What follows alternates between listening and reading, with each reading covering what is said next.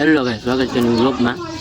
આપણે કરાવી લગ્નમાં ગયા હતા અને આપણે રાત અહીંયા રોકાઈ ગયા હતા અને હું મામાનો છોકરો બે રોકાઈ ગયા હતા. ત્યાં રોકાવું તો રોકાઈ ગયા અમે અને આપણે ઉઠી ગયા હતા સવારમાં અને સિરાવી લીધું. એમ સિરાવીને થોડીક ટાઈટ બહુ લાગતી એટલે કચરો હળગાવા ત્યાં ટાંકવા બે ગયા છે.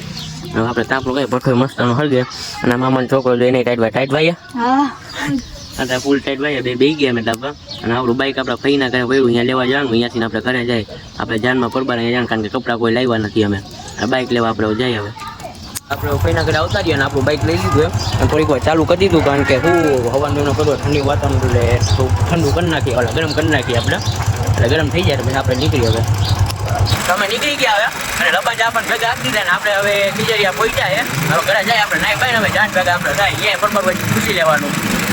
આપણે ઘરે આવતા છે લબાજા બધા આપણે ઉતાર નાખ્યા છે. ગાઈસ આપણે તૈયાર થઈ ગયા છે ને આપણે જો નવા બવા કપડાં પહેરી લીધું છે અને આપણે જાનમાં જઈએ. ફોન આવી ગયો, અમે અહીંયાથી નીકળી ગયા. આપણે જઈએ ને આપણો ભાણો તૈયાર થઈ ગયો છે. જો પૈસા ગીચા, પૈસા દેખાડતો જો પૈસા ગીચામાં નાખે.